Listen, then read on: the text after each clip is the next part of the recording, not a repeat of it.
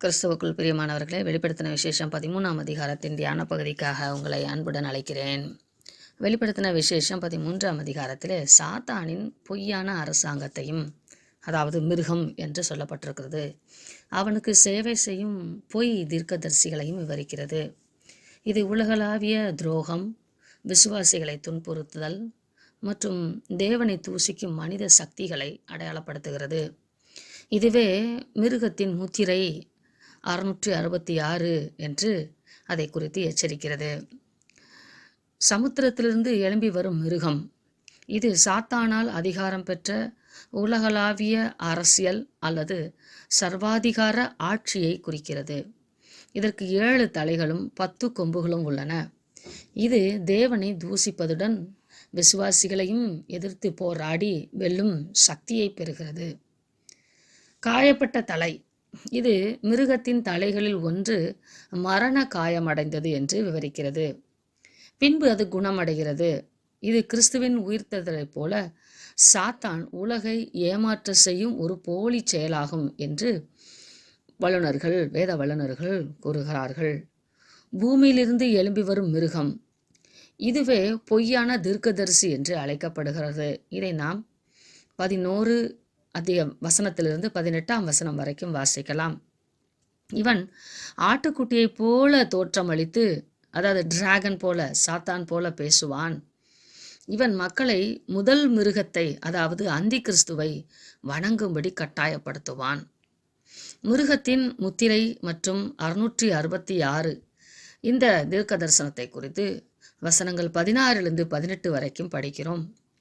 பொய் தீர்க்கதரிசி பொருளாதாரத்தை தன் கட்டுப்பாட்டில் வைத்து மிருகத்தின் முத்திரையை அல்லது அதன் பெயரை அல்லது அது பெயரின் எண்ணாகிய 666 தங்கள் வலது கையிலோ நெற்றியிலோ பெறாதவர்கள் யாரையும் வாங்கவோ விற்கவோ தடை செய்வான். இது தேவனுடைய முத்திரைக்கு விசுவாசத்திற்கு பதிலாக உலகத்திற்கு அடிமைத்தனம் ஆகுவதை குறிக்கும். இப்படி 3 முக்கிய நிகழ்வுகளாக இந்த அதிகாரத்திலே குறிப்பிடப்பட்டிருக்கிறது. நாம் தொடர்ந்து இதில் உள்ள உட்கருத்துக்களை நாம் படிக்கலாம். சமுத்திரத்திலிருந்து எழும்பி வந்த அந்த மிருகம் அதிகாரம் தேவனுக்கும் அந்தி கிறிஸ்துவுக்கும் இடையில் உபத்திரவ காலத்தில் நடக்கும் போராட்டத்தை குறிக்கிறது. சமுத்திரத்திலிருந்து வரும் மிருகமானது அந்தி கிறிஸ்துவின் தலைமையில் இயங்கும் 10 தேசத்தை கொண்ட கடைசி பெரிய அரசாங்கமாக கருதப்படுகிறது. இது கடல் என்பது பல தேசங்களை குறிக்கிறது. சாத்தான் தனது வல்லமையை இந்த அரசுக்கு கொடுத்து தேவனுக்கும் அவரது மக்களுக்கும் எதிராக கிரியை செய்ய வைப்பான். இந்த மிருகத்தினுடைய அமைப்பு எப்படி இருக்கும் என்று சொல்லி 2ஆம் வசனத்திலே வர்ணிக்கப்பட்டிருக்கிறது. சிறுத்தை போல இருக்கும், அதன் கால்கள் கரடியின் கால்களைப் போலவும். அதாவது அந்த பரலோகத்திலே யோவான் காண்கிற காட்சி, அந்த மிருகத்தை அவரால் இந்த பூமியில் உள்ள மிருகத்தோடு ஒப்பிட்டு சொல்ல முடியவில்லை.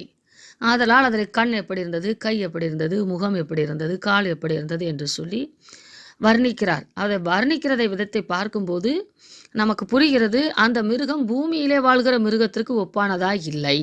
அதாவது அந்த மிருகத்தை ஒரு மனிதன்தான் மிக வல்லமை பொருந்திய சர்வாயுத அந்த அதிகாரத்தை உடைய சர்வாதிகாரியாக அவன் இருக்கிறான். அவனுடைய குணங்கள், செயல்பாடுகள், முகபாவனைகள், அவனுடைய ஒவ்வொரு அங்க அசைவுகளும் அவனுடைய உணர்வுகளை வெளிப்படுத்தக்கூடியதாக இருக்கிறது. ஆதலால் அந்தந்த கொடூர மிருகங்களுக்கு இணையாக அவனுடைய உடல் உறுப்புகளையோ குணத்தின் அடையாளமாக விளக்கப்பட்டிருக்கிறது. மிகுந்த மிருக குணம் உள்ளவனாக அந்த சமயத்தில் உலகின் அரசியல், மதம் இவைகளின் மொத்த அதிகாரம் படைத்தவனாக இருப்பான் என்று ஆராய்ச்சியாளர்கள் கூறுகிறார்கள். இந்த மனிதன் ஒட்டுமொத்தமாக பாவ மனிதன் என்றும் அந்தி கிறிஸ்து என்றும் கூட அழைக்கப்படுகிறான். அந்தி என்றால் பதிலாக என்று அர்த்தம். அதாவது இந்த மிருகமானவன் கிறிஸ்துவுக்கு பதிலாக தன்னையே மேசியா என்று கிறிஸ்துவின் வேஷத்தை தரித்து கொள்வான் என்று நாம் வாசிக்கிறோம். மத்தேயு 24 24 25 வசனங்களிலே, 2 தெசலோனிக்கேயர் 2ஆம் அதிகாரம் 3-4 வசனங்களிலே, பவுலானவர் 2 தெசலோனிக்கேயர் 2 3ஆம் வசனத்திலிருந்து நான் வாசிக்கிறேன். எவ்விதத்தினாலும் ஒருவனும் உங்களை மோசம் போகாதபடிக்கு எச்சரிக்கையாய் இருங்கள். ஏனெனில் விசுவாச துரோகம் முந்தி நேரிட்டு கேட்டின் மகனாகிய பாவ மனுஷன் வெளிப்பட்டாலே ஒழிய அந்த நாள் வராது. அவன் எதிர்த்து நிற்கிறவனாயும் தேவனெனப்படுவது எதுவோ ஆராதிக்கப்படுவது எதுவோ அவைகள் எல்லாவற்றிற்கும் மேலாக தன்னை உயர்த்துகிறவனாயும் தேவனுடைய ஆலயத்தில் தேவனைப் போல உட்கார்ந்து தன்னைத்தானே தேவனென்று காண்பிக்கிறவனாயும் இருப்பான். கிறிஸ்துவுக்கு ஏதுவான சாயலை பெற்றுக்கொள்ளத்தக்கதாக அவன் தனக்கு காயம் உண்டானது போலவும் அந்த காயம் ஆறி தழும்புகள் உண்டானது போலவும் மனிதர்களை மாய வலையிலே சிக்க வைப்பான்.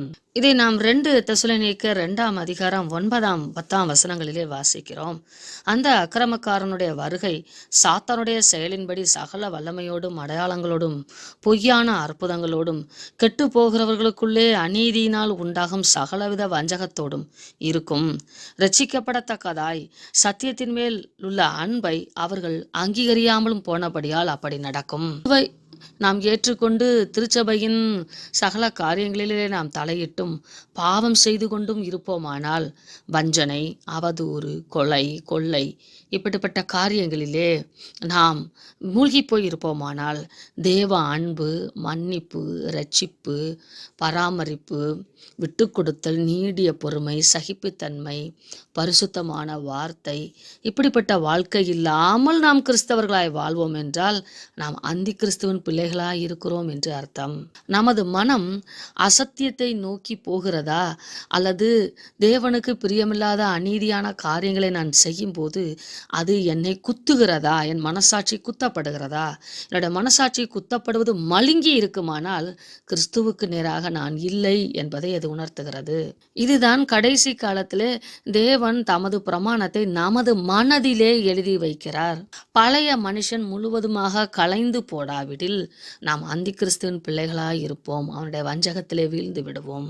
அதை 11ஆம் வசனம் சொல்லுகிறது. 2 தெசலோனிக்கேயர் 2:11. ஆகையால் சத்தியத்தை விசுவாசியாமல் அநீதியில் பிரியப்படுகிற யாவரும் ஆக்கினைக்குள்ளாக்கும்படிக்கு அவர்கள் பொய்யை விசுவாசிக்கத்தக்கதாக கொடிய வஞ்சகத்தை தேவன் அவர்களுக்கு அனுப்புவார்.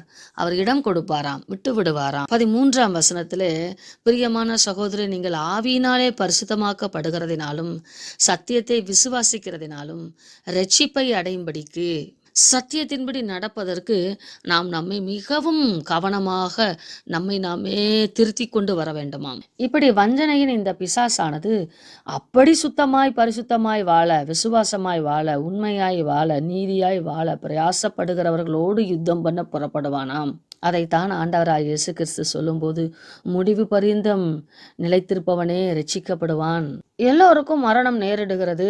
அதனால் மரணத்தை கண்டு நான் பயப்படாமல் தேவனுக்கும் அவரது வார்த்தைக்கும் உண்மையாய் இருப்பவர்கள் உபத்திரவப்பட்டு மரிக்கிறதை கண்டும் பயப்படாமல் அதை தைரியமாய் ஏற்றுக்கொள்ளும் மனப்பக்குவம் நமக்கு வேண்டும். இப்படி 42 மாதங்கள் அளவும் அந்தி கிறிஸ்து பரிசுத்தவான்களோடே கூட போராடுவான். கடைசி காலங்களிலே இப்படிப்பட்ட உபத்திரவத்துக்கு உட்படுவதை காட்டிலும் தேவனுக்கு பிரியமாய் வாழ்ந்து சபை எடுத்துக்கொள்ளப்படுவதற்காக நாம் ஆயத்தமாவோம். 8ஆம் வசனத்தின்படி அவனை வணங்குவார்கள். அந்தி கிறிஸ்து தன்னை தேவனென்று பறைசாற்றுவான். அவனில் சாத்தானின் இயற்கைக்கு அப்பாற்பட்ட வல்லமை காணப்படும். மாய் மாலத்திற்கு செவி சாய்க்கிற விரும்புகிற மனிதர்கள் அவனை வணங்குவார்கள். அந்தி கிறிஸ்துவின் மதம் மனிதனது தெய்வீக தன்மையை குறித்து போதிக்கும். கிறிஸ்து தேவன் மனிதனானார் என்ற உண்மையை மறைத்து நாம் கடவுளாக முடியும், தேவனாக முடியும் என்று போதிக்கும் போதனையாய் அது இருக்கும். 8ஆம் வசனம் நமக்கான நம்பிக்கைக்குரிய வசனம். உலக தோற்றம் முதல் அடிக்கப்பட்ட ஆட்டுக்குட்டியினுடைய ஜீவ புத்தகத்தில் பேரெழுதப்பட்டிராத பூமியின் குடிகள் யாவரும் அதை வணங்குவார்கள். உலக தோற்றத்துக்கு முன் என்றால் மனித உலக தோற்றத்துக்கு முன் அடிக்கப்பட்ட ஆட்டுக்குட்டி. ஆம், ஆதாமும் ஏவாளும் மனித தோற்றம் அல்ல, தேவனின் படைப்பு. மனித இனத்தை தேவன் தமது சாயலிலே படைப்பதற்கு ஒரு நோக்கம் உண்டு. காரணம், அந்த மனித சாயலிலே தனது குமாரனாகிய இயேசு கிறிஸ்து வர வேண்டும் என்று தேவனுடைய நியமங்கள் இருந்தது. இவைகளெல்லாம் நாம் உற்று நோக்கி பார்க்கும் போதும், ஆதியாமம் முதல் 2 வசனங்களை நாம் பார்க்கும் போதும், மனிதனை இந்த பூமியிலே உருவாக்குவதற்கு முன்பு, அதாவது மனிதனை உருவாக்குவதற்காக பூமியை உருவாக்குவதற்கு முன்பே பரலோகத்தில் பலவிதமான நிகழ்வுகள் நடந்திருக்கிறது. அந்த நிகழ்வுகளிலே பிசாசானவன் தேவனுக்கு கீழ்ப்படியாத நிமித்தமாக பூமியிலே விழத்தள்ளப்படுகிறான். ஆதலால் பூமி வெறுமையாகவும் ஒழுங்கின்மையாகவும் இருந்திருக்கிறது. தேவனுக்கும் பிசாசுக்கும் இடையாக உண்டான அந்த சவால்களிலே மையப்பொருளாக மனிதன் இருக்கிறான். ஆதலால் மனிதன் இந்த பூமியிலே வாழ்ந்து பரலோகத்தை வந்து அடைவதற்காக பூமியிலே அவன் வாழ்வதற்கான எல்லாவித வாழ்வியலையும் படைக்கிறார். தமது சாயலிலே மனிதனை படைத்து அந்த மனிதனுக்குள்ளாக கிறிஸ்து வர வேண்டும் என்றும் முழுமையான மீட்பை பூமியையும் மீட்டுக்கொள்ள வேண்டும் என்று சொல்லி தேவனுடைய இந்த அனாதி தீர்மானங்களும் நியமங்களும் நடைபெற்று கொண்டு வருகிறது. ஆதலால் முதலாக அடிக்கப்பட்ட உலக தோற்றத்துக்கு முன்பாகவே அடிக்கப்பட்ட ஆட்டுக்குட்டியானவர் என்று சொல்லப்படுகிற இந்த அடைமொழியானது அதனுடைய மாதிரியாக ஆதாமும் ஏவாளும் பாவம் செய்தபோது இரட்சிப்பின் ஆடையாக முதலாவது ஆட்டுக்குட்டி அடிக்கப்பட்டு அதனுடைய இரத்தம் அங்கே சிந்தப்படுகிறது. ஏதேன் தோட்டத்திலே தானே அவர்களுக்கு இரட்சிப்பின் ஆடைக்கு அடையாளமாக அந்த அவமானத்தை நிர்வாணத்தை மூடி தேவன் அனுப்பி வைக்கிறார். அந்த ஏதேன் தோட்டத்திலிருந்து விரட்டப்படும் போதே அவர்களுக்கு அப்படிப்பட்ட ஒரு அடையாள ஆடையின் மாதிரியை கொடுத்துத்தான் அனுப்புகிறார். இப்பொழுது ஏதேன் தோட்டத்திலே யாரும் இல்லை, அதை பண்படுத்த மறைத்து வைத்திருக்கிறார். இப்படி இயேசு கிறிஸ்துவானவர் ஒரு ஆட்டுக்குட்டியாக உலக தோற்றத்துக்கு முன்பாகவே முன்குறிக்கப்பட்டு அதன் மாதிரியாக ஒரு ஆடு அங்கே தனது பலியை செலுத்தியது. அந்த ஆடு கிறிஸ்துவுக்கு அடையாளமாய் இருக்கிறது. ஆதலால் அதன் பின்பு ஆண்டவரை ஆராதித்த அத்தனை பேரும் பலிபீடம் கட்டி அந்த பலிபீடத்திலே பலியிடும் பழக்கத்தை உடையவர்கள் ஆனார்கள். ஏனெனில் ஆதாமும் ஏவாளும் தேவன் பலியிடுவதை கண்டார்கள். அதைத்தான் ஆபேலும் செய்தார். ஆபிரகாம், மோசே, யோபு, நோவா இப்படியெல்லாம் அவர்களுக்கு எப்படி தெரியும் என்று ஒரு கேள்வி கேட்போமானால் இதனுடைய அர்த்தங்கள் எல்லாம் புரியும். வேற வேற காலகட்டங்களிலே அவர்கள் வாழ்ந்தாலும் அவர்கள் எல்லோரும் ஒரே வழிமுறையை வழிபாட்டு முறையை பின்பற்றினார்கள். 1 பேதுரு 1:18-19-20 நீங்கள் வாசித்து பார்க்கும்போது குற்றமில்லாத மாசற்ற ஆட்டுக்குட்டியாகிய கிறிஸ்துவின் விலையேறப்பெற்ற இரத்தத்தினாலே மீட்கப்பட்டீர்கள் என்று அறிந்திருக்கிறீர்களே. அவர் உலகத் தோற்றத்துக்கு முன்னே குறிக்கப்பட்டவராய் இருந்து தமது மூலமாய் தேவன் மேல் விசுவாசமாயிருக்கிற உங்களுக்காக இந்த கடைசி காலங்களிலே வெளிப்பட்டார்.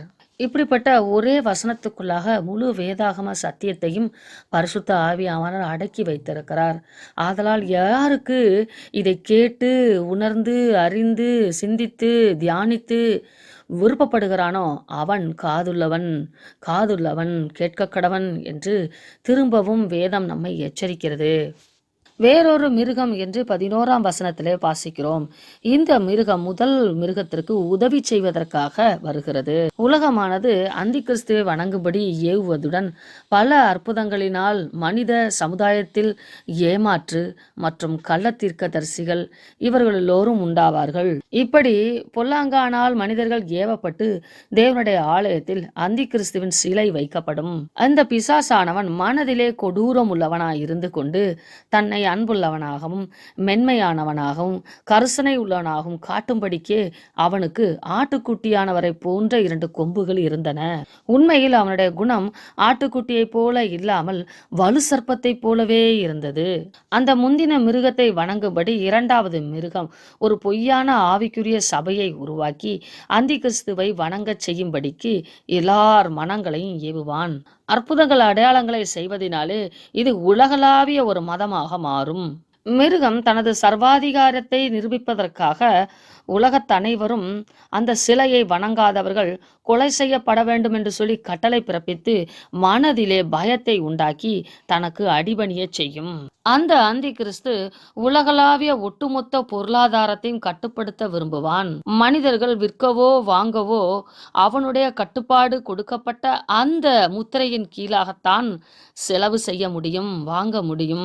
ஆனால் வேதம் மிக தெளிவாக சொல்லுகிறது, விளைச்சலை குறித்து இங்கே சொல்லவில்லை. விளையச் செய்கிறவர் தேவன் என்பதினாலே அதை பிசாசானவன் கையாள முடியாது. அதனால் உண்டாகும் வருமானத்தை பிசாசு கையாளுவான். வெளிப்படுத்தின விசேஷத்திலே முழுவதிலும் நாம் பார்க்கும்போது அந்தி கிறிஸ்துவை மிருகம் எனப்பட்டாலும் அவனுக்கு நம்பர் இலக்கங்கள் கொடுக்கப்பட்டிருக்கிறது 666 என்று. வேதம் பல இடங்களிலே எண்கள் மூலமாக பேசுகிறது. வேத பண்டிதர்கள் 6வது எண் என்பது மனிதனின் எண் என்றும் 3வது எண் என்பது தேவனின் எண் என்றும் கூறுவர். எனவே 3 6 என்பது தேவனென தன்னை உயர்த்தும் மனிதனுடைய எண் எனலாம். அதாவது அந்தி கிறிஸ்து என்பவர் ஒரு மனிதனாக தோன்றி தேவனாக தன்னை மாற்றிக்கொள்வான். அப்படி ஒரு உருவத்தை, அப்படி ஒரு சிரத்தை, அப்படி ஒரு வளர்ச்சியை அவன் பெற்றுக்கொள்வான். எபிரேய எழுத்துக்களிலே எண்களுக்கென்று தனி எழுத்துக்கள் கிடையாது. நமது தமிழ் மொழியிலே ஆ ஆ இ என்பதை எண் பிரிவு குறிப்புகளுக்கு நாம் காட்டுவோம் அல்லவா, ஏ பி சி என்று காட்டுவதற்காக. அப்படி அவர்களுடைய எழுத்துக்களிலும் அந்த எபிரேய முதல் எழுத்துக்களை, உயிரெழுத்துக்களை அப்படியே அவர்கள் எண்களைப் போல பயன்படுத்துவார்கள். ஒவ்வொரு எழுத்தையும் குறித்து வர்ணித்து எழுத வேண்டும் என்றால் அந்த எண்ணியல் சார்ந்த காரியங்களை எழுதும்போது ஒவ்வொரு எழுத்துக்கும் ஒரு பக்கம் 2 பக்கத்துக்கென்று விளக்க உரைகள் எழுத முடியும். இந்த 3 6 என்பது மனிதனாக அந்த அந்தி கிறிஸ்து பிறந்து மனித சாயலில் பிறந்து நமக்கான பரிகாரத்தை செய்த கிறிஸ்துவின் சாயலை தரித்து பொய்யாய் அடையாளமிட்டு கொண்டு அதற்கும் ஒருபடி மேலாக சென்று தேவனுக்கு நிகராக தன்னை வைத்துக் கொள்வான். அதனால் தான் 3 முறை 6 எழுதப்பட்டிருக்கிறது. பல ரோம சக்கரவர்த்திகளின் அவர்களுடைய வாழ்வியலை நீங்கள் படித்து பார்ப்பீர்களானால் அவர்கள் தங்களை தேவனென்று சொல்லிக் கொண்டார்கள். அந்த பிரஜாக்கள், அந்த தேசத்து பிரஜாக்கள் அந்த ரோம அரசர்களை வணங்கினார்கள். கிங் ஒஷிப். இப்படிப்பட்ட ஆராதனைகள் பாபிலோனிய பேரரசிலும் காணப்பட்டது. இப்படிப்பட்ட பேரரசர்களைப் போல இந்த அந்தி கிறிஸ்துவும் தன்னை தேவன் என்று வெளிப்படுத்துவான். உண்மைக்கும் பொய்க்கும், சத்தியத்திற்கும் அசத்தியத்திற்கும் உள்ள வேறுபாடை கண்டறியக்கூடிய அப்படிப்பட்ட நுணுக்கமான ஆவிக்குரிய பகுத்தறிவும் வல்லமை நமக்கு வேண்டும். அதை தேவனிடத்திலிருந்தே நாம் பெற்றுக்கொள்ள வேண்டும். இது ரொம்ப ஒரு ஆழமான காரியமாக இருந்தாலும் வெரி சிம்பிள், ரொம்ப இலகுவான காரியமும் கூட. கிறிஸ்துவோடு நாம் பயணிக்கும் போது மனசாட்சியின் சொல்லை, நமது மனம், நமது ஆத்துமா சொல்லும் சொல்லை கவனித்து கேட்கும் பழக்கத்தை நாம் வைத்துக் கொள்வோம் என்றால், அதை வாழ்வியலிலே கடைபிடிப்போம் என்றால், மனசாட்சி சொல்லுகிறதை கவனித்து கிறிஸ்துவே என் மனம் இப்படி சொல்லுகிறது என்று சொல்லி அவரிடத்திலே நம்மை நாமே ஒப்பு கொடுத்து அந்த நேர்வழியிலே நடப்பதற்கு நம்மை ஆயத்தப்படுத்துவோம் என்றால் நாம் இப்படிப்பட்ட பொல்லாத பிசாசின் கரத்திலிருந்து விடுவிக்கப்படுவோம்.